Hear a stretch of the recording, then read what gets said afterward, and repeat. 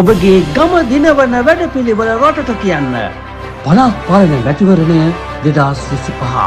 අයිබෝවන් එක පැත්තකින් අවුරුද්ද අනිත් පැත්තෙන් පළාත් පාලන මැතිවරණය. මේ දෙකේ මොනුසුම ටිකක් වැඩිපුර දැනෙන සමයක අවුරුද්දට පස්සේ අපිට වැඩියෙන්ම කතා කරන්න සිද්ධ වෙන පළාත් පාලන මැතිවරණය ගැන සහ පළාත් පාලන මැතිවරණය තමයි ගම හදන වැඩපිළිවෙල ගෙනෙන තැන සහ අපිට දකින්න තියෙන තැන. ඒ හින්දා පළාත් පාලන මැතිවරණ සුවිශේෂී. අද අපි සූදානම් ඉන්නේ මාතලේ ප්‍රාදේශීය සභාව පැත්තට යන්න. මාතලේ ප්‍රාදේශීය සභාවට මෙවර සර්වජන බලයෙන් කණ්ඩායම් නායකයා විදිහට ඉදිරිපත් වෙන සහ මාතලේ ප්‍රාදේශ සභාවේ සභාපති ධූරයට තරඟ කරන මේනක ගුණසේකර අද අපේ ආරාධිතයා බවට පත් වෙනවා. අයිබෝන් මේනක. අයිබෝන්. ඊටම ගෞරවයෙන් අපි ඔබව පිළිගන්නවා මේ කතා බහට. ඡන්දය උණුසුම බොහොම වැඩි. අවුරුද්දත් එක්ක මේ උණුසුම තව ටිකක් වැඩි වෙලා තියෙන්නේ. බොහෝ තැන්වලින් බොහෝ දේවල් ඇහෙනවා. ඒ අතර අපි මේනක කියන්නේ කවුද කියලා මේ ලෙහා ගවලන්න හදන්නේ. විශේෂයෙන්ම මේනක කවුද, මොකද්ද මේනකගේ සැලැස්ම මාතලේ සම්බන්ධ කියලා. මාතලේ කියන්නේ ඉතාම සුන්දර ප්‍රදේශයක්. මේ දේවල් එක්ක මේනකගේ ලීෆ්ලට් එකක් අපේ අතට ලැබිලා තියෙනවා. ඒකේ තියෙන්නේ මම කවුද කියලා මුලින්ම හඳුන්වා දීලා. මම හිතන්නේ මේ වැඩසටහන පටන් ගන්නත් ඒක තමයි හොඳම ප්‍රවිෂ්ඨය. ඇත්තටම මේනක කියන්නේ කවුද? මේනක කියලා කියන්නේ බොහොම නිහතමානී සමාජයේ හැමෝත් එක්කම ඉන්න හිත මිතුරු චරිතයක්. මම උසස් පෙළ ගණිතාංශයෙන් ඉගෙනුම ලැබලා ඊට පස්සේ ජාතික ව්‍යාපාර කළමනාකාරීත්ව ආයතනයෙන් ව්‍යාපාර කළමනාකරණය පිළිබඳ ඩිප්ලෝමා හදාරලා මම රැකියා ක්ෂේත්‍රයට එනවා. එනකොට මගේ පළමු රැකියාව විදිහට එන්නේ ශුද්‍ර මූල්‍ය අංශය. එතකොට ශුද්‍ර මූල්‍ය අංශයේදී ජනතාවත් එක්ක තමයි ගොඩක් ගැටෙන්න තියෙන්නේ. ඉතින් ඒ කාරණෙත් එක්ක මේ ගමන් කරන ගමන් මාර්ගයේදී එක පැත්තකින් මම දහම් පාසල් ගුරුවරයෙක් විදිහට වසර 24ක් මේ වෙනකොට දහම් පාසල් ගුරුවරයෙක් විදිහට කටයුතු කරලා තිනවා. දේශපාලන නිසා මම පොඩ්ඩක් පස්සට වුණා දහම් පාසල් කටයුතු වලින්. මොකද නැත්තම් ඒකත් සමහර වෙලාවට කෙනෙක් දකින්න පුළුවන් දහම් පාසලට දේශපාලනය ගෙනාවා කියලා. ඒ නිසා මගේ යුතුයකම් ටික මම ඉටු කරන ගමන් මම කල්පනා කරා මේ ඉදිරි ගමනේදී මේ සමාජ මෙහෙවර කරනකොට මේ සමාජ මෙහෙවරට රාජ්‍ය යාන්ත්‍රණයත් එක්ක සම්බන්ධ වෙලා රාජ්‍ය පරිපාලනයත් එක්ක සම්බන්ධ වෙලා ගමට තව වැඩි දෙයක් කරලා දෙන්න පුළුවන් නම් ඒක ගමේ ජනතාවට බොහොම වටිනා දෙයක් වෙයි. මොකද රජයේ එන සම්පත් ඒ තියෙන පහසුකම් ඒ ටිකත් කළමනාකරණය කරගෙන මගේ හැකියාවත් ගමේ ජනතාවට දෙන්න හොඳ අවස්ථාවක් මේ තුලින් එනවා කියන එක තමයි මගේ අදහස වෙන්නේ. ඒකත් එක තමයි දේශපාලනයට තීරණය කරන්නේ. දැන් හැබැයි ඔබ ආරම්භ කරන දේශපාලන නෙමෙයි. ඔබ පෞද්ගලික අංශයේ ව්‍යාපාරයක් පෞද්ගලික සේවකයෙක් විදිහට වැඩ කරනවා. ඒකේ ඉහළ තනතුරු වලට ගමන් කරනවා. එතනින් පස්සේ ඔබ විවිධ වෘත්තීය සුසුකම් ගණනාවක් සපුරා තියෙනවා. මේ දැනෙන විදිහට ඔබතුමාගේ ලීෆ්ලට් එකේ තියෙන විස්තරات එක්ක. ඒතකොට එහෙම වෘත්තීය සුසුකම් සපුරමින් වෘත්තීය ගමනක් ආරම්භ කරපු කෙනෙක්. ඒ වෘත්තීය ගමනේ අනාතරේ එකපාරටම වෙනත් පීල්ලකට මේ එන්නේ දේශපාලනය කියන තැනට. සාමාන්‍ය වෘත්තිකයෙක් විදිහට මේ රටේ පැසසුම් මහන්න පුළුවන්. වෘත්තිකයෙක් විදිහට මේ රටේ පිළිගැනීමක් තියෙනවා දේශපාලනයකින් තැනට වඩා. එතකොට ඔබ අභියෝගයක් කරන් තියෙන. මේක එක පැත්තකින් අවදානමක් විදිහට අපිට සලකන්නත් පුළුවන්. එතකොට ඇයි එහෙම තීරණයක් ගන්න මේ විදිහට දේශපාලනට යනවා වෘත්තිමය ශාස්ත්‍රයක ඉඳලා එකපාරට දේශපාලනට යනවා කියලා තීරණය ගන්නෑ? ඔබේ කතාව එක පැත්තකින් හරි. මොකද අපි වෘත්තීය අධ්‍යාපනයක් ලබාගෙන වෘත්තීය පැත්තකට ඇවිල්ලා ආයි දේශපාලනයේ පැත්තට යනකොට තියෙනවා පොඩි අවදානමක්. මොකද ඒකට හේතුව මම දකින්නේ දේශපාලනය අද ජනගත වෙලා තියෙන විදිහ ජනතාව දේශපාලනය දකින විදිහේ යම් මේ පැතිකෝණේ යම් කිසි ගැටලුවක් තියෙනවා කියන එක තමයි මම දකින්නේ. මම මේ ශ්‍රී ලංකාව කියන රාජ්‍යයේ ඉන්න පුරවැසියෙක් විදිහට මගේ වගකීමක් තියෙනවා රටේ දේශපාලනයත් එක්ක සම්බන්ධ වෙලා ඉන්න එක. මොකද මේ රාජ්‍යය ඉදිරියට යන්න නම් රාජ්‍යයේ ඉන්න සියලු පුරවැසියන් දේශපාලනයත් එක්ක සම්බන්ධ විය යුතුයි. එහෙම වුණොත් තමයි රටක් විදිහට එක පරිපාලන ව්‍යුහයක් හදාගෙන මොකද රාජ්‍ය කියලා කියන්නේ අපි ගොඩනගාගත්ත මේ ශ්‍රී ලංකා රාජ්‍යයේ ඇතුලේ තියෙන මේ ආණ්ඩු පිහිටවන ක්‍රියාවලියේ අපි සක්‍රීය දායකත්වයක් දුන්නොත් තමයි මේ ගමන් මාර්ගය හරියට ගෙනියන්න පුළුවන් වෙන්නේ. ඉතින් ඒ නිසා මම කල්පනා කරපු දෙයක් තමයි මම වෘත්තීය ලබාගත්ත වෘත්තීය දැනුම මගේ අධ්‍යාපන පැත්තෙන් තියෙන සුසුසුකම් මගේ පළපුරුද්ද මේ කියන දේවල් අරගෙන ජනතාවටත් යම් කිසි දෙයක් ලබා දෙන්න. ජනතාවටත් යම් කිසි සේවාවක් ලබා දෙන්න. ඒත් එක්කම රාජ්‍ය යාන්ත්‍රණයත් ඒ සඳහා ඒකෙන් ලැබෙන සහයෝගයත් ලබාගෙන මේ ගමන් මාර්ගයට අවතීර්ණ වුණොත් වඩා වැඩි දෙයක් කරන්න පුළුවන් වෙයි කියන එක තමයි මගේ අදහස උනේ. හැබැයි මම දන්නවා මේ යනකොට මඩ එනවා කියලා. හැබැයි මගේ තියෙන එක දෙයක් ජනතාවට අවබෝධ කරලා දෙන්න ඕනේ. දේශපාලඥයා කියලා කියන්නේ මේ රටට අවශ්‍ය පුද්ගලයෙක් කියන එක. දේශපාලනය කියන එක්තරා වෘත්තියක් කියන එක සහ ඒක ඇතුළේ රට හදන මූලික වැඩේ තියෙන දේශපාලඥයෙක් ඇතේ කියන එක ඔබේ අරමුණ අපිට පැහැදිලි සහ ඔබ ඊට පුළුල් දැක්මක ඉන්නවා කියන කාරණාව අපිට පැහැදිලි. දැන් මේ පුළුල් දැක්මත් එක්ක ඔබ නියෝජනය කරලා තියෙනවා විවිධ සමිති සමාගම්. අපි ඒවා එකින් එක කතා කරන්න උත්සාහ කරන්නේ නැහැ. මොකද ඔබට දේශපාලනයේ පසුබිමක් තියෙනවා කියන කාරණේ මේකත් එක්ක අපිට පැහැදිලි.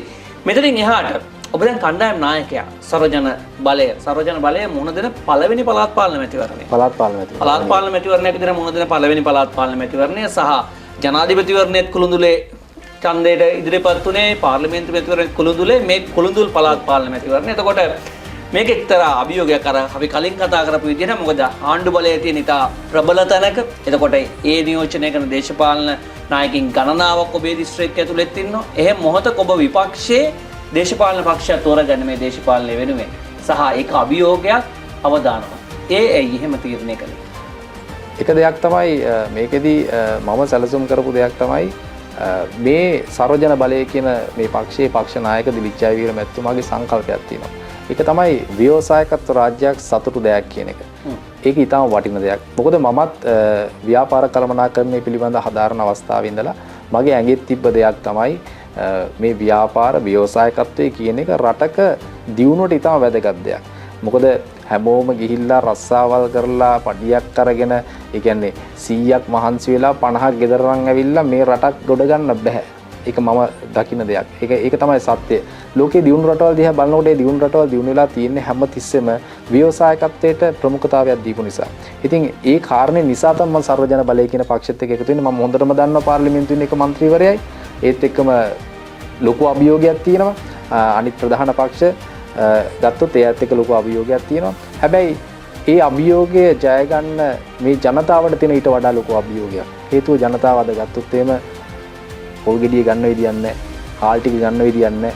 පාරේ යන්නේ ප්‍රශ්න ගොඩක. ඒ අය පාරේ ඇවිදගෙන යනකොට ප්‍රශ්න ගොඩක. තමයි ළඟින් ගියොත් එහෙම තරහ යනවා. ලොකු ගැටලුවක ඉන්නේ. ඒ ඇයි? ඒකට තියෙන එක හේතුවයි. අතේ සල්ලි නැහැ. මහල් නිවාස දකින්නවා, යාන වාහන දකින්නවා, අනිත් අයගේ දරුවෝ හොඳට ඉගෙන ගන්නවා දකින්නවා. මේ දේවල් එක්කයි Tamante ඒ දේ කරගන්න බැරි වෙන්නේ කියන ප්‍රශ්නේ යාලා ගේනවා. යාලා හැමතිස්සෙම මේ කල්පනා කර යන්නේ. මේකට අපි කවදාද විසඳුමක් දෙන්න ඕනේ. මේකට විසඳුම ඇවිල්ලා මේ රජයේ රස්සාවල් දෙන එකවත් එහෙම නැත්නම් වෙනත් සහනාධාර දෙන එකවත් නෙමෙයි. මේකට විසඳුම සල්ලි නැති කම හරි සරල දෙයක් තියෙන්නේ. සල්ලි නැත්නම් අතට සල්ලි ටිකක් වගන්න ක්‍රමයක් හදලා දෙන එක. මේක තමයි ව්‍යවසායකත්වය. ඒක තමයි ව්‍යවසායකත්වය. ඒ ව්‍යවසායකත්වයේ ගොඩනැගුත් විතරයි මේ රාජ්‍ය කවදාරි දියුණු තැනකට යන්නේ. සතුරු දෙයක් හදන්න ව්‍යවසායකත්වය හදන්න ඕන. ඔබ කියන්නේ ඒක පැහැදිලි. දැන් එහෙනම් අපි ඔබ ගම හදන්න යන්නේ කොහොමද කියලා කතා කරන්න ඕනේ. දැන් ඔබේ දැක්ම පළල් සහ ඔබ පක්ෂයක් ඉදිරියට පුළුල් දැක්මක ඉන්නේ මේ දේවල් එක්ක ගම හදන ප්ලෑන් එක මොකද්ද? දැන් ඔබ අඳුනගෙන තියෙන ඔබේ ගමේ මූලික ආඛ්‍යාන ටික මූලික ශ්‍රේෂ්ඨ ටික මොනවද? මෙන්න මේවා තමයි හදන්න ඕනේ. මෙන්න මෙතනින් තමයි මම පටන් ගන්න ඕනේ කියලා. මේනක සභාපති වුණා. ඔව්. මම සභාපති වුණොත් සහ මගේ කණ්ඩායමත් එක්ක මම දීලා තියෙන දැක්ම මම දීලා තියෙන සැලසුම තමයි පළවෙනි කාරණේ අපි මේ ගම හදන්න යනකොට ගමේ තියෙන වැදගත් දෙයක්. මේකේ අපි කෙටි කාලීන සහ දිගු කාලීන කියන පැති දෙකම අවධානය යොමු කරන්න ඕනේ. ඒකෙදි මම මුලින්ම පටන් ගන්නවා ගමේ මගේ පළමු තැන තියෙන්නේ ගමේ දරුවන්ට. මොකද හේතුව ගමේ දරු පරපුර කියලා කියන්නේ ගමේ අනාගතය. ගමේ දරුවන්ගේ අධ්‍යාපනය. මේ ගම් කොට්ටාශයේ ඉන්නවා සමහර වෙලාවකට සති ගණන් පාසල් යන්නේ නැති දරුවෝ. දහම් පාසලකට යොමු වෙන්නේ නැති දරුවෝ. විනය පිරිහුණු අවස්ථාවන් අනන්තව තිබෙනවා. එතකොට මේ தත්ත්වය මත ගියොත් අද මේ ගම තියෙන தත්ත්වයෙන් අනිවාර්යයෙන්ම තව අවුරුදු 5ක් 10ක් යනකොට මේක තවත් පහළට වැටෙනවා. ඒ කියන්නේ ඔබ කියන්නේ ගම ඇතුළේ යම් කිසි ප්‍රශ්නයක් තියෙනවා. දරුවන් සම්බන්ධයෙන් අනාරක්ෂිත බවක් තියෙනවා. දරුවන්ගේ අනාගත සම්බන්ධයෙන් අනාරක්ෂිත බවක් තියෙනවා කියලාද? අනාරක්ෂිත බවක් ගොඩ නැගීමෙන් පවතිනවා. විශේෂයෙන්ම මත්තුව දුර ක්‍රමානුකූලව පැමිණෙමින් තියෙනවා. ඒක රටේ හැමතැනම තියෙන ව්‍යවසනයක්. ඒතර මම මගේ ගම ගැන අවධානය යොමු කරන්න ඕනේ මේකෙන් කොහොමද බේරගන්නේ කියලා.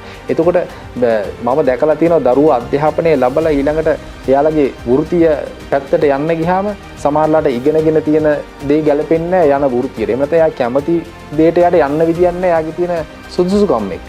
ඒතර මේ හැමතැනම මේක මේ හරියට සමාන වෙන්නේ නැහැ. මේ හැමතැනම ගැටලු නොගැලපීම් තියෙනවා. මේකට පළවෙනි හේතුව තමයි මේ දරුවන්ට උපදෙස් දෙන්න සමහරට දෙමාපියන්ගේ දැනුම ඒ ප්‍රමාණය මදි වෙන්න පුළුවන්. නිවැරදි උපදේශකත්වයක් හම්බෙන්නේ නැහැ. වෘත්තීය මඟ පෙන්වීමක් ගමක් තුල වෙන්නේ නැහැ. හැබැයි ප්‍රාදේශීය සභාව හොඳ තැනක් මේකට. ප්‍රාදේශීය සභාවෙන් ඒ ගම්වලට ඒ දරුවන්ට මඟ පෙන්වීමක් කරනවා. වෘත්තීය මාර්ගෝපදේශනයක් දෙන්න පුළුවන්. ඒගොල්ලොන්ගේ තියෙන වෘත්තීය හැකියාවන් වැඩි දියුණු කරන්න යම්කිසි පාඨමාලා මේ වගේ දේවල් හඳුන්වා දෙන්න පුළුවන්. එයාලගේ මානසිකත්වය හදන්න පුළුවන්. එයාලට උපදේශන වගේ දේවල් කරන්න පුළුවන්. විශේෂයෙන් මත් උදුරු වගේ දේවල් එක ගත්තොත් ඒවට ඒ දරුවන්ට දැනුවත් කිරීම වගේ දේවල් පවා කරවන්න පුළුවන්. හැබැයි මේ දේවල් සිද්ධ වෙන්නේ නැහැ. පෞද්ගලික කාලේ පුරාටම ගත්තොත් එහෙම ඇත්තටම ගොඩක් හොඳයි යටිතල පාසුකම් සංවර්ධනය වෙලා තියෙනවා. මට ආව ප්‍රශ්න ඒක. දැන් අපි කතා බහ කරන ගොඩක් තැන්වල සහ පළාත් පාලන ආයතනයක් කියපු ගමන් ඔළුවට එන කාරණාව තමයි පාලම් බෝක්කුවක් හදාගන්න එක, ලයිට් එකක් දාගන්න එක, මේ යටිතල පහසුකම් කියන කාරණා. මූලික අවශ්‍යතාව. ඕක තමයි සාමාන්‍යයෙන් ගමේ මිනිස්සු බලාපොරොත්තු වෙන තැන තියෙන්නේ. දැන් ඔබේ කොට්ටාසුණක් කෙනෙක් කියන්න පුළුවන් අපිට ඕනේ මෙන්න මේ පාර හදාගන්න, අපිට ඕනේ මෙන්න මේ ලයිට් එක දාගන්න, අපිට ඕනේ ගමේ මල ගෙදරට එන කෙනා, අපේ මගුල් ගෙදරට එන කෙනා. හැබැයි ඔබ පටන් ගන්න වෙනස් තැනක වෙනස් ප්‍රවේශයක් ඔබට තියෙන්නේ. ඔබ මේ කාරණා ගැන කතා කරන්න කලින් ඔබ මුලින් කතා කරන අපි දරුවෝ ගැන බලන්න ඕනේ. දරුවෝ අනාරක්ෂිතයි. දරුවට තනක් හදලා ඉන්න ඕනේ. දරුවෝ සුරක්ෂිත කරලා ඉන්න ඕනේ. මොකක්ද මේ සංකල්පය? ඇයි ඔබ එතනින් පටන් ගන්න හිතන්නේ? එතනින් පටන් ගන්න හිතන්නේ ඒ දරුවන්ට අපි පළවෙනි දේ තමයි ඔවුන්ගේ අධ්‍යාපනය, ඔවුන්ගේ ඒ අධ්‍යාපනික පරිසරය හරියට හදන්න ඕනේ. මොකද ඒක හැදුවොත් අපේ ප්‍රාදේශීය සභාවේ පළවෙනි අපිට දූර කාලේ ඉන්නේ අවුරුදු 4ක්. ඒතර අවුරුදු 4ක් කරනකොට හැම දරුවෙක්ම අවුරුදු 4කින් වයසින් වැඩි වෙලා. හරි. එතකොට අද උසස් පෙළ කරන කෙනා වෙන්න පුළුවන්, ඕලෙල් කරන කෙනා වෙන්න පුළුවන්. එතකොට ඒගොල්ලෝ අනාගතයේ සමාජයේ බාර ගන්න තැනට ගිහිල්ලා. එතකොට ඒ යන තැනදී ඒගොල්ලොන්ට හරි නිවැරදි මාර්ගෝපදේශනයක් හම්බෙලා තිබෙන්නේ නැති වුණොත් මොකද වෙන්නේ? එයාලා අර හදපු පාරවලයි, අර තුම්මන් හන්දි වලයි, බෝක්කු වලයි කයියක එහෙම නැත්නම් මද්ද්‍රව්‍ය වලට පැටලෙන්න පුළුවන්. එහෙම නැත්නම් වෙනත් රණ්ඩු සරවල් ඒ වගේ දේවල් වලට පැටලෙන්න පුළුවන්. පොලිස් පොතේ නම ලියවෙන්න පුළුවන්. ඕක තමයි ගමට අන්තිමට ඉතුරු වෙන්නේ. දාපු ලයිට් එක බිඳලා ඒ කළුවරේ වුන් මත්පැන් පානය කරා. ඔව් ඒක දැන්ටත් සිද්ධ වෙනවා. ඉතින් ඒ කාරණේ නිසා මම කල්පනා කරේ හදන්න ඕනේ එතනින් හදන්න ඕනේ. ඒ කියන්නේ අනාගතයේ දිහා බලලා එතනින් හදන්න පටන් ගන්න ඕනේ. ඒක තමයි පළවෙනි කාරණේ. එතකොට ඒක පටන් අරගෙන ඒක අපි අවුරුදු 4ක් පුරාට අපිට කරගෙන යන්න පුළුවන්. එතකොට ඒකෙදි මම මගේ තියෙන හැකියාවන් එක්ක මම විශේෂ අධ්‍යාපන මනෝවිද්‍යාව හා ආශ්‍රිතව දැනුවත් කිරීම කරන්න, උපදේශන සේවා පවත්වන්න. ඒත් එක මම විශේෂයෙන්ම කියලා තියෙන දෙයක් තියෙනවා. සමස්ත විෂය නිර්දේශයේ ලකුණු මට්ටම 50%කට වැඩිය අඩු ප්‍රමාණයක් ගන්න දරුවෝ. ඒ අය ගැන වැඩි අවධානයක් යොමු කරන්න. ඒකට පාසල් අධ්‍යයන පාසල් විභාග. මේකේ වැදගත්ම කාරණේ මේකයි. මේ දරුවෝ පාසලේදී වැළෙන්නෙත් නැහැ. මම පාසල් පද්ධතියේ දොස් කියනෝ නෙමෙයි.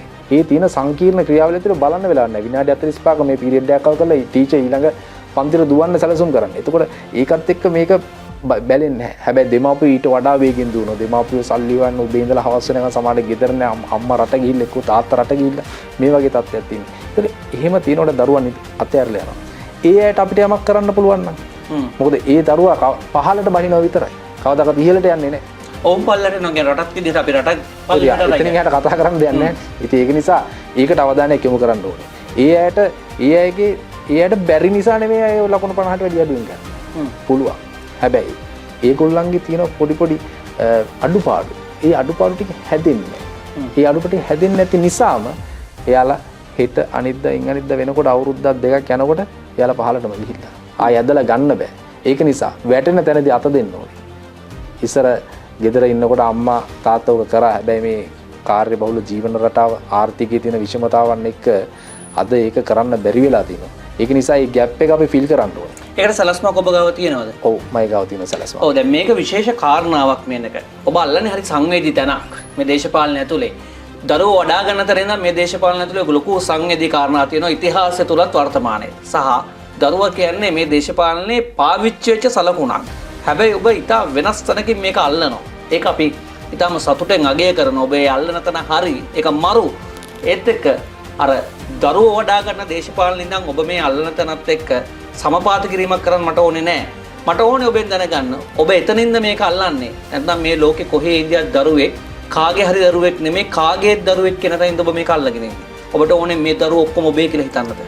ඔව් මට වෙන්න ඕනේ මම මේ දරු සුරතල් බලන්න නෙමෙයි මගේ අදහස වෙන්නේ. අනාගතේ ජය ගන්න පුළුවන් දරුවෙක් ගමට නිර්මාණය කරන එක තමයි මගේ සැලසුම වෙන්නේ. ඉතින් පුළු සැලසුමක් ඔබට තියෙන්නේ. හරි. ඔබ දැන් දරුවන්ගේ පැත්තෙන් ඔබේ ගමන ආරම්භ කරනවා. ඔබ සභාපතිවරයෙක් විදිහට හිතනවා කියලා අපිට හිතෙන්නේ. ඔබ මේ කොට්ටාසයක ජයග්‍රහණ වඩා සභාපතිවරයෙක් විදිහට ඔබ ඔබේ කොට්ටාසෙන් එහා ගිය දේශපාලන දැක්මකින් කටයුතු කරනවා කියලා. එතනින් එහා ඔබ මොනවද කරන්නේ? ඊළඟ මගේ අවධානය යොමු වෙන්නේ ගමේ ආර්ථිකය. මේක තමයි ඊළඟට තියෙන වැදගත්ම කාරණේ. මම අර කලින් කිව්වා වගේ මේ කාර්යබහුල ජීවිතය ඇතුලේ මේ දරුවන්ගේ අම්මා තාත්තා එහෙම නැත්නම් අයියා අක්කා දුවනෝ වේගෙන් උදේ ඉඳලා හවස වෙනකන් මේ දුවන්නේ සල්ලි හොයන්න. ඒකට හේතුව තමයි බඩු මිල වෙනස් වෙලා. හරි. අවශ්‍යතාවන් වෙනස් වෙලා. මිනිසුන්ගේ ආසාවන් වෙනස් වෙනවා. මොකද හැම මිනිස්සෙකුටම යම්කිසි ආසාවක් බලාපොරොත්තුවක් තියෙනවා. මම මෙන්න මේ වගේ දෙයක් කරන්න ඕනේ. මම හොඳ වාහනයක් ගන්න ඕනේ නැත්නම් ගයක් හදන්න මේ හැමෝටම මේ සීන තියෙනවා. එතකොට අද මිනිස්සු සිහින දකිනවා. ඒ සීන හැබෑ කරගන්න විදියක් නැහැ ගමේ ඉන්නහැට. පාර ලස්සනට කොන්ක්‍රීට් දාලා තියෙනවා. ඒ මිනිස්සු මේ පාරේ යන වාහන ලස්සන වාහන යනවා වෙන්න පුළුවන්. අපේ ගමේ ගත්තොත් එහෙම ව්‍යාපාරිකයෝ ඉන්නවා, කර්මාන්ත ශාලා තියෙනවා. එතකොට මේ දේවල් වලට යන වාහනයක් දැක්කම අර සිහින තියන් ඉන්න එක්කන පාරේ අයින් වෙලා යා වාහනේට යන ඉඩ දෙන මොකද කොන්ක්‍රීට් පාර තින්නේ අඩි 9 නැත්නම් අඩි 10යි. එතකොට වාහන දෙක මාරු වෙන අමාරුයි. මොකද ගැට්ට තියෙනින්ද වැටෙනවා. ඒක නිසා අයින් වෙලා ඉඩ දෙනවා. ඒ අයින් වෙලා ඉඩ දෙනකොට මේ පුංචි ඊට ඇතුලේ තියෙනවා මමත් කවදාද මේක කරන්න ඕනේ හැබැයි කරගන්න වෙන්නේ නැහැ. එතකොට ඒත් එක්කම එනවා යාට හිත ඇතුලෙන් එයා හිතලා නෙමෙයි හිත ඇතුලෙන් පුංචි තරහක් තියෙනවා. මේ තරහත් එක්ක කොහොමද මේ හැමෝම තරහ ගිහිල්ලා ඉන්නේ ගමේ. ඒක මේක කරන්න බෑනේ. ඉතින් ඒක නිසා මේ අයගේ අතට මේ අයගේ බලාපොරොත්තු ඉෂ්ට කරගන්න පුළුවන් වෙන මුදල් හොයාගන්න ක්‍රමයක් අපි හදලා දෙන්න ඕනේ. එහෙම හැකියාවන් තියෙන අය ගම ඇතුලේ ඉන්නවා. ඒ කියන්නේ ඔබ කියන්නේ මුදල් හොයන්න ඔවුන්ට හැකියාව තියෙන අවස්ථාවක් නැහැ කියන්නේ. ඔවුන්ට හැකියාව තියෙනවා. එක පැත්තකින් දැනුම නැති වෙන්න පුළුවන්. එක පැත්තකින් පුහුණුව නැති වෙන්න පුළුවන්. තව පැත්තකින් ওই දෙකම තිබ්බත් තමන් කරන දේ තමන් අලුත් ව්‍යාපාරයක් ව්‍යවසායයක් විතර ආරම්භ කරන්න යනවා නම් යන්න ඕනේ දිශාව පේන්නේ නැහැ සමහරලාට. එතකොට මෙන්න මේ දේවල් වලට උදව් කරන්න මේ අපේ රජයේ රාජ්‍ය ආයතන තුල ඒකුත් දේවල් තියෙනවා. හැබැයි මේවා එක තැනකට ඇවිල්ලා එයාට ඇවිල්ලා උදව් කරන්න කෙනෙක් නෑ. මේ අතරමැදියෙක් නෑ. සම්බන්ධීකරණය කරන්න කෙනෙක් නෑ. ඉතින් මේ අඩුව පුරවන්න ඕනේ. මේ අඩුව පුරවන මගේ සැලැස්ම මම කියලා තියෙනවා ඉදිරි සිව්වසර ඇතුළත විශේෂයෙන්ම තලගස්සෑ මගේ ගම් කොට්ටාසේ ගත්තොත් එහෙම ව්‍යවසායකයෝ 200ක් මම අලුතින් බිහි කරනවා කියලා. මේක මගේ ඔබේ පක්ෂයත් එක්ක ගොඩනගෙන ජාතික සැලැස්මක්ද? ඔව් පක්ෂයේ තියෙනවා ජාතික සැලැස්මක් ව්‍යවසායකත්ව රාජ්‍යයක් යටතේදී සර්ව ජන සභාව පිහිටවමු ව්‍යවසායකත්වය නගා සිටවමු කියලා. ඒකෙදි ගම් මට්ටමින් මේ සංවිධානයක් ඇති කරලා ව්‍යවසායකයෝ ඉදිරියට ගන්න තමයි මේකේ සැලසුම. ඒ කියන්නේ රොටි හදන තැන ඉඳලා රොටි හදන පුංචි ව්‍යාපාරිකයෙක්ගේ ආප්ප හදන පුංචි ව්‍යාපාරිකයෙක් ඉඳලා එතනින් එහා යන අය නිර්මාණය කරන්න තමයි සැලසුම වෙන්නේ. ඔබ කියන්නේ රොටියෙන් රටාලන්න පුළුවන් කියලා. රොටියෙන් රටාලන්න පුළුවන්. එතෙන්ද මේ වැඩේ ගොඩනගන්න පුළුවන් කියලා ඔබ විශ්වාස කරනවා. කාරණා දෙකක් පැහැදිලි. ඔබ දරුවෝ ගැන කතා කළා, ව්‍යවසායකත්වය ගැන කතා කළා, ආර්ථික පැත්ත කතා කළා. එතනින් එහා ඔබේ ඊළඟ සැලැස්ම. ඊළඟ සැලැස්ම තමයි තියෙන්නේ ගමේ යටිතල පහසුකම් සංවර්ධනය කිරීම. මේ යටිතල පහසුකම් සංවර්ධනය කිරීමේදී දැනටත් ප්‍රාදේශ සභාව තිබුණා. ප්‍රාදේශ සභාවේ මන්ත්‍රීන් හිටියත් නොහිටියත් දැනටත් මේක ප්‍රාදේශ සභාවෙන් කෙරීගෙන යන දෙයක්. එතකොට මේ කෙරීගෙන යන දේ තවදුරටත් වැඩි දියුණු කරලා අවශ්‍ය තැන් වලට අවශ්‍ය දේ කරලා අවශ්‍ය තැන් වලට අවශ්‍ය දේ කියන්නේ ජනතාවට අවශ්‍ය දෙයක් වෙන්න ඕනේ. ඒකෙන් ජනතාවට හැමතිස්සෙම ඒකෙන් පහසුවක් සැලසෙන්න ඕනේ වගේම ගමේ ආර්ථිකයට ඒකෙන් සහයෝගයක් ලැබෙන්නත් ඕනේ. අනිත් පැත්තෙන් අර දරුවන්ගේ අධ්‍යාපනය පැත්තට පොඩි සහයෝගයක් එන්න ඕනේ. මෙන්න මේ කියන කාරණා ටිකත් එක්ක තමයි යටිතල පහසුකම් සංවර්ධනය වෙන්නේ. තනි ජයග්‍රහණය නෙමෙයි සමූහ ජයග්‍රහණය. සමූහ ජයග්‍රහණය වෙන්න ඕනේ. මොකද නැත්තම් යටිතල පහසුකම් සංවර්ධනය වෙලා කොන්ක්‍රීට් පාරවල් කාණු වෙලා සිමෙන්ති කොට්ටෝකට යට වෙලා තියෙන පුළුවන්. දැන් ගමට සතපක් වැඩක් නැති වෙන්න පුළුවන්. ඒක නිසා එහෙම නෙමෙයි. ඒක ඊට වඩා ප්‍රයෝජනවත් වෙන විදියට යොදවන එක තමයි මගේ සැලසුම වෙලා තින්නේ යටිතල පහසුකම් සංවර්ධනය කිරීමේදී. ඊළඟ කාරණේ විදියට මම දාලා තින්නේ ගමේ සෞඛ්‍ය සනීප ආරක්ෂාව පිළිබඳ ජනතාවගේ සහභාගීත්වයෙන් ගොඩනැගුණු ක්‍රමවේදයක් හදන එක. මොකද ඒක විශේෂයෙන්ම ඩෙන්ගු මර්ධනයේ පැත්ත ගත්තොත් එහෙම නැත්නම් අනිත් පැත්තෙන් කසල බැහැර කිරීම. එතකොට මෙන්න මේ කියන කාරණාවල්දී කසල ප්‍රතිචක්‍රීකරණය කරන්න පුළුවන්, කොම්පෝස්ට් පෝර හදන්න පුළුවන්. මෙන්න මේ කියන කාරණා එකට එකතු කරගෙන සෞඛ්‍ය කියන එකට අවධානයක් යොමු කරන්න සැලසුමක් තියෙනවා. ඒක තමයි මගේ ඊළඟ සැලසුම වෙන්නේ. හැමතැනටම දාන්න පුළුවන් සැලැස්ම නෙමෙයි. ඊට වඩා වෙනස් එකක්. ඒ සැලැස්ම ඇතුලේ ඔව් තමන්ගේ අනුක්‍රමික අංකයන් පෙළගස්වන්නෙත් වෙනස් ක්‍රමයකට. ඒ නිසා ඒ වෙනස ගැන ඔබට හිතන්න අපි ආරාධනා කරනවා. මේ අවසාන මිනිත්තු ඔබට ඔබේ ගමේ ජනතාවට කතා කරන්න තියෙන ඔබ සභාපති අපේක්ෂකයා ඔබට කණ්ඩායමකුත් ඉන්නවා සහ ඔබේ කොට්ටාශය ජයග්‍රහණය කරන්නත් ඕනේ. අභියෝග ගොඩක් එක්ක ඉන්නේ. මේ මිනිත්තු වැය කරන්න ඔබේ ජනතාව වෙනුවෙන්.